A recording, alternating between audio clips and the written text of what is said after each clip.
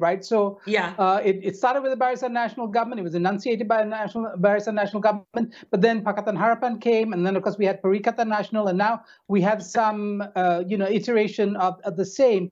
So the question is, what do these plans mean at all if you have such dramatic shifts in leadership in Putrajaya? I mean, are plans like this predicated on political stability of the sort that the Soviet Union might have had?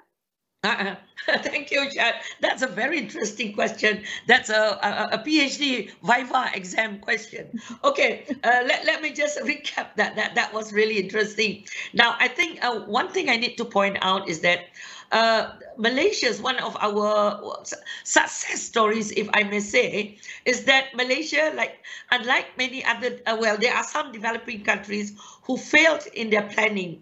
When we say why they failed, is that some of them, along the way, yes, they have this long-term plan, 20-year plan, or maybe a 10-year plan. In some countries, many of them stopped along the way because of two things. One, as you have rightly mentioned, there is the political instability, number one. Number two, they lack the resources to proceed with the planning. Now, the good thing about Malaysia is that Malaysia has never stopped in terms of its planning since the previous, the years even before our independence and right after independence, starting with Rancangan Malaysia Pertama, or our first Malaysian plan, and now we are in our 12th Malaysia plan. So until now, we have never stopped, despite the volatility. So although people say that maybe this is really something that Malaysia can be proud of, or something that Malaysia's, I don't know, that is really something that I think my PhD student should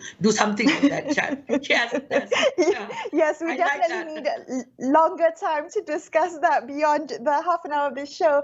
But Madeline, can I just ask you? Yes. You said that you were struggling to find anything, anything new or game changing in this 12 Malaysia plan, and you mentioned there was a lot of repetition from things that we hadn't yet achieved in the 11th Malaysia plan.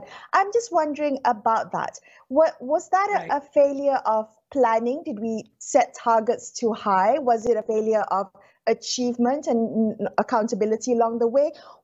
Do you see this as repetition because we didn't plan properly, or is it about giving it more time, more continuity to put these policies and see the results? That's another interesting point, Melissa. Now, there are a few things. For every time there is going to be a new plan, what the new plan will do is that in the first part of the document, they will review the achievement in the previous plan. Now, if we look at the 12th Malaysia plan, we must recognize that it was drafted, the plan was done during the period of really, just now it was political volatility. The more important one is actually economics. If you look at the COVID-19, so many of the things that we plan to achieve in RM, or rather in the 11th Malaysia plan, like for example, look at there are issues that have not been properly addressed. Like for example, the systemic problem of underemployment, unemployment.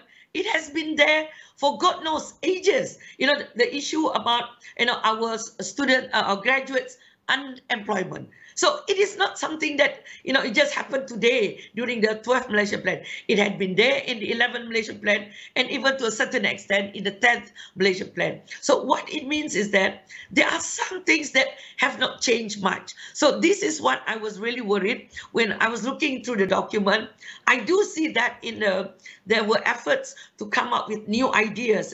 Like for example, I do hope that it's not a rhetoric. Like for example, saying that we need to shift away from what we call capital and labor-intensive production or economic model. That means we should not rely too much on capital or labor, but that we should move towards technology. But we have been saying this, I think, if I'm not mistaken, from the 10th Malaysia plan and the 11th Malaysia plan. But so far, I mean, nothing much has changed. So I really hope the pandemic, the post-pandemic, will definitely bring about. I really hope that this will bring about the change that we really wanted in the 12th Malaysia plan, because it has been, every time Madeline, if I could interrupt you. Yeah. Yes. Right. I mean, Madeline, if I could interrupt you, part of the criticism has been that, that it is in fact a rhetorical, in most parts, it's aspirational. Maybe that's the correct term to use. Yeah. Malaysia is suffering from premature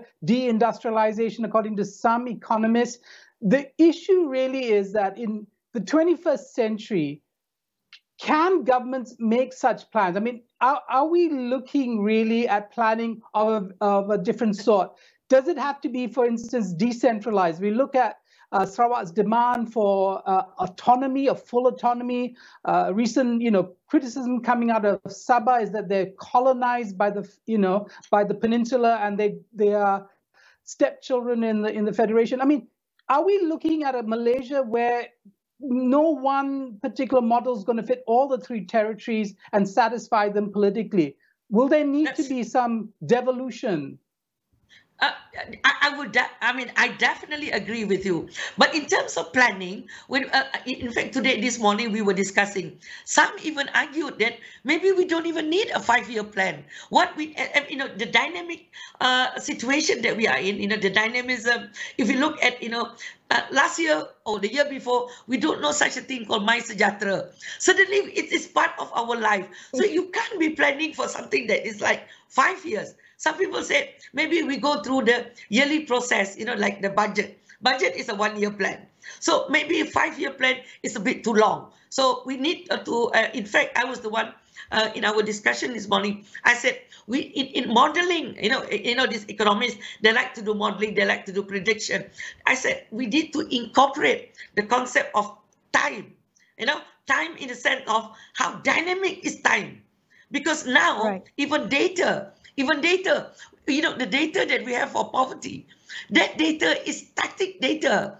What static data means, I have to register. I wait for 1 year for someone to verify. Then my name is in the list. Now, the poor, they fall into poverty every other minute. So you can't have a 1-year plan, or let alone a 5-year plan. But coming back to the evolution. Can I just get you to elaborate a little bit on that? Because one of the initiatives, or one of the proposals under this plan was a special unit to tackle poverty, right? And that was both at the federal and district levels. And I'm just wondering, is this the way? I mean, again, Malaysia, we're so good at task force and committees and surveys, but when you're talking about poverty, you're talking about static data, that's static, that's not that's not really reflective of the picture on the ground. Is this the best way forward if we really want to do something to tackle poverty? Okay, Melissa, to me, it's just one of the many steps, but it is not something that I'm so excited about, because I'm really not excited about bodybuilding in government departments. Somebody become a jatuh puasa here, left and right, which, like you rightly mentioned, that we are really good at. Now, the way I understood, I've yet to look into the full document yet. I only have access to what the Prime Minister's announcement made. He mentioned something about a unit that transcends from federal right up to the local level. But to me, as long as data is static, as long as it is government driven, and I doubt that it will achieve what we in the field, who are really working in the field, think that we can achieve. For example, the government cannot do poverty alleviation alone. Government needs to bring in NGOs. Government needs to work with the communities. Gone were the days when government knows everything. So to me, the setting up of a unit, I would like to say thank you. That's a good effort, because there will be an effort to coordinate. But the more bigger things is that we need new models. We need new approaches to address poverty. We cannot use the same old story. So that's basically my point. Yeah. Dato' Madeline Burma, thank you so much for joining us on the show. You've been talking the whole day about the 12 Malaysia Plan. Your voice has gone hoarse. I know. And we really appreciate you joining us on the show tonight. Madeline Burma from the Academy of Sciences Malaysia there. We're going to take a quick break on Consider This. Stay tuned. We'll be right back.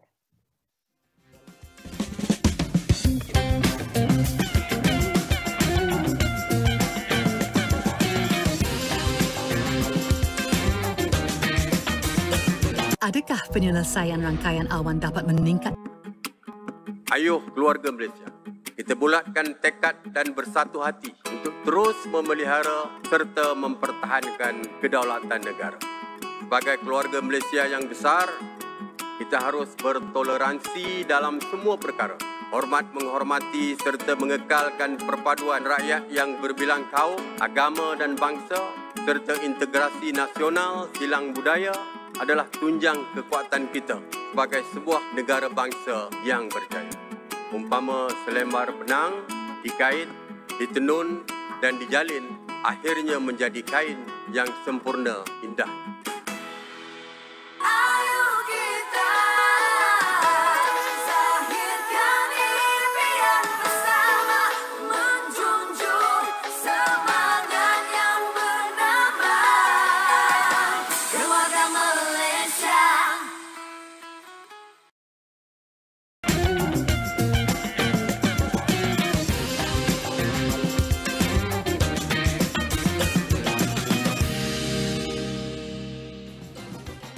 Hi, you're watching Consider This. I'm Melissa Idris. With me is Sharad Kuttan.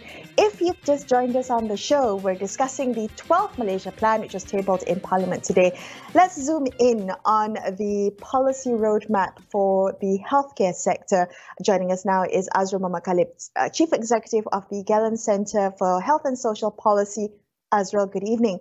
In a statement that was released today, that the Gallen Centre released today, I mean, you were responding to the 12th Malaysia Plan, and you had said, if I may quote, the statement said, there are several problems in what was outlined and likely only one real game changer in this section. I'm just wondering, Azrul, if you could help us understand what you meant, what you thought was particularly a game changer for health, and then we can begin with the good things and then address the gaps after. Well, thank you, Melissa. You know, one of the things that we really look in for something like this, which is a 5-year national strategic plan, is whether there's any real effort to actually make real change. And it requires that there be a commitment that's stated in something like this. And what we saw was really in the area of sustainable healthcare financing, which was identified as an area of concern and needing to be addressed. And we support the application of the means testing to provide targeted subsidization for healthcare services for those who most need it, as has been outlined in the 12th Malaysian Plan. So those who can afford to pay more for government medical services should definitely be able to pay more so that it can help support those who are less privileged. And I think this reform is many, many years overdue and will help dramatically reduce the government's financial burden, which is steadily increasing each year. The current situation is just not sustainable. So we do believe that is a possible game changer, but it would have been even better if the government had announced its intent to introduce a compulsory national health insurance scheme, which could actually spread the risk pool revenues and improve treatment options and provide sustainability during times of crisis like this one. So that would have been a true game changer. Yeah, Azrul, you point to some of the specificities of what a Malaysia plan would be, which is that it really is not about addressing what is present, though the present problems clearly will bear on how the plan is made, because this is supposed to be a long-term plan. And throughout this year and a half, we've been talking about decades of underinvestment in health in the public sector. So how is that addressed? Is there any analysis and recognition of that problem and a sense of how it might, in fact, be put right over the coming decades, maybe?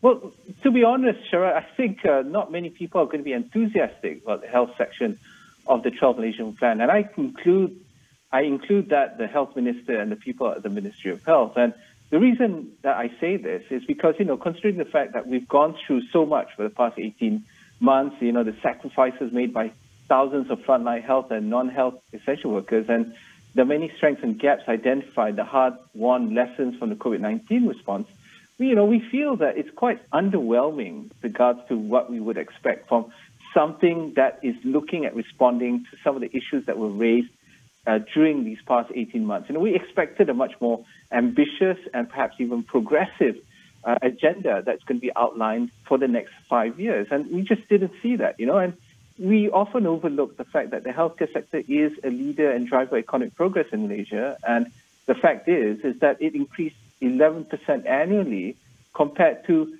the GDP growth of the country, which was double, basically, that of the GDP. So there's so much untapped potential in the healthcare sector. But the 12 Malaysia Plan not only does not reflect the fact that we're coming out from a COVID-19 crisis, it also doesn't reflect the potential of tapping into that untapped potential of the health sector. Azrul, help me understand if we achieved what it was that we wanted to achieve from the 11th Malaysia Plan. Because if I'm not mistaken, there's going to be yet another study to see how, where we can reform the healthcare system. Did we not, do that in the previous plans, or did we need a new one because of the pandemic and which revealed new strains on the healthcare system?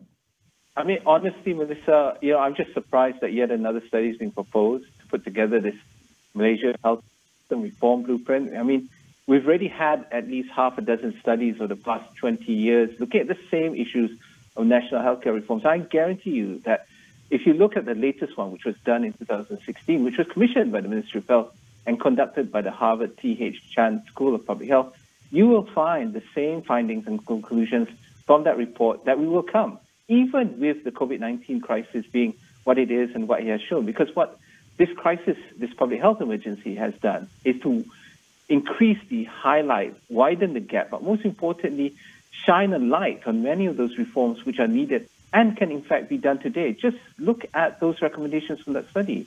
What we actually need the most is actually the courage and political will to implement the recommendations from that study, not another study. Right. Azrul, thank you so much. Always a pleasure speaking with you. Azrul Muhammad Khalid from the Gallant Centre there. Another quick break here and consider this, but more on the 12th Malaysia Plan in just a few minutes. Stay tuned.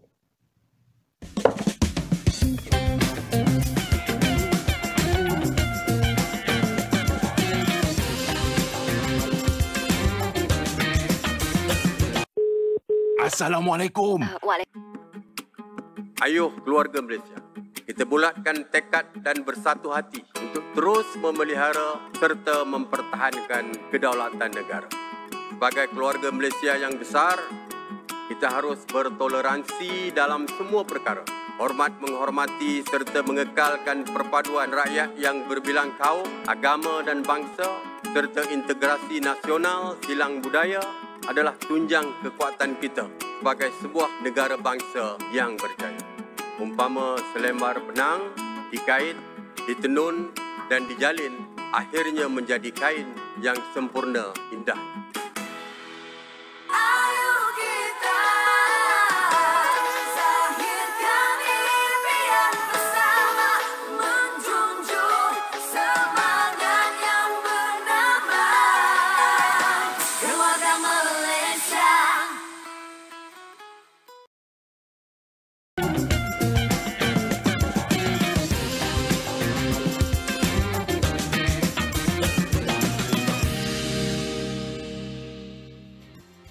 Hello, thank you so much for staying with Shrad and I on Consider This. Let's continue our discussion on the 12th Malaysia Plan, which was tabled today. Did we seize this opportunity to rebuild, reform and transform the Malaysian economy specifically? Let's ask Trisha Yeo, who's the CEO of the think tank Ideas. Trisha, welcome to the show.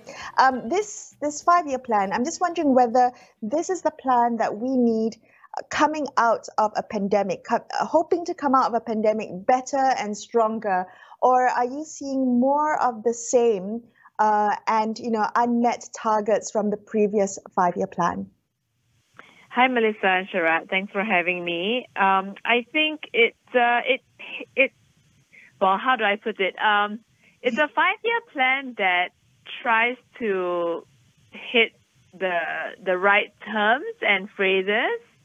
And in some cases, like I think in the social protection and more of like the social areas, social policy, having having poverty targets, having like a national mental health plan, restoring the the national registry suicide. So there are some things there, but I see there's a lot more emphasis on this sort of social protection, which I suppose on the one hand you do need. emerging out of the pandemic.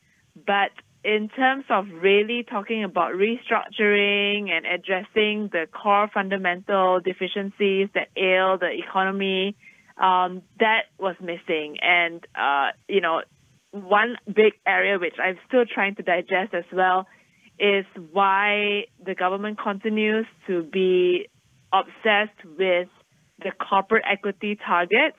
And in this case, the government has actually gone a step further in talking about how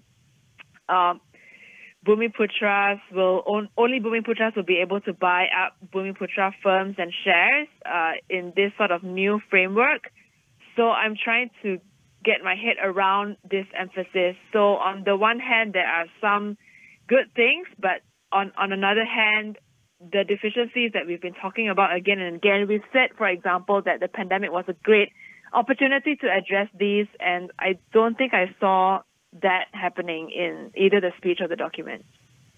Tricia, could we have expected more? I mean, this is a 5-year plan enunciated by a government that might not have more than 1 year in power before it goes into an election. I mean, is this all kind of smoke and mirrors basically for the next election rather than a government that has the just the confidence, but the time to think through what it wants to do in the remaining years of its existence? Well, I mean, to its credit, there are some things that we've been talking about these sort of good governance measures quite a lot, and these institutional reforms, and so there was some of that there, right? Like actually many things that Ideas works on, so I should be happy for some of them, like budget transparency and procurement reforms and having a procurement legislation, Fiscal Responsibility Act, corporate governance of SOEs and GLICs and so on. But I think one can't help feeling like you're reading something that sounds good on paper, but whether or not it's actually going to be executed. So for example, I'm just quoting as well, right? Board appointments into state-owned enterprises based on merit, integrity, technical, financial, and corporate management skills. Like, is that really going to happen? I mean, looking at the slate of political appointments today, and in fact, tomorrow we're also launching this thing called Pantau Kuasa, which is the mapping out of all the GLC political appointments throughout the last 3 administrations. I don't see those things really happening. I mean, if they are able to do that, then sure. But to answer Sharat's question, yes, this administration will not have 5 years. It will have perhaps 2 years at most, and that's sort of stretching it already because we know when the election needs to take place. I think that the bigger, broader question is really, are the 5-year plans something that's truly necessary for a country that wants to be dynamic and updating itself over the long term? And Tricia, I love that you said that. Sorry, go ahead. I love that you said that, because we were wondering the same thing. Sharat and I were talking about whether 5-year plans are precisely what Malaysia needs. Is that too long? What is that predicated on besides the Soviet era? But is that an election cycle? Should we be thinking about shorter, more flexible, more fluid, more targeted plans that we can hold targets accountable? Is that what you're saying? This is what I think. I think there is some value to having long-term plans, but the long-term plans therefore need to also come with sort of very clear ideas of what it is that we want to prioritize. So I know the plan has like an entire section on prioritization, and this is something that we've actually been complaining about for a while now. But I think it needs to have these like structural plans and then have the targets in between as well, right? So something like the National Anti-Corruption Plan that the PH administration put forward, that's actually mentioned in this 5-year plan. But even the NACP, why it was good was because there were some clear targets, like which years these things are going to happen.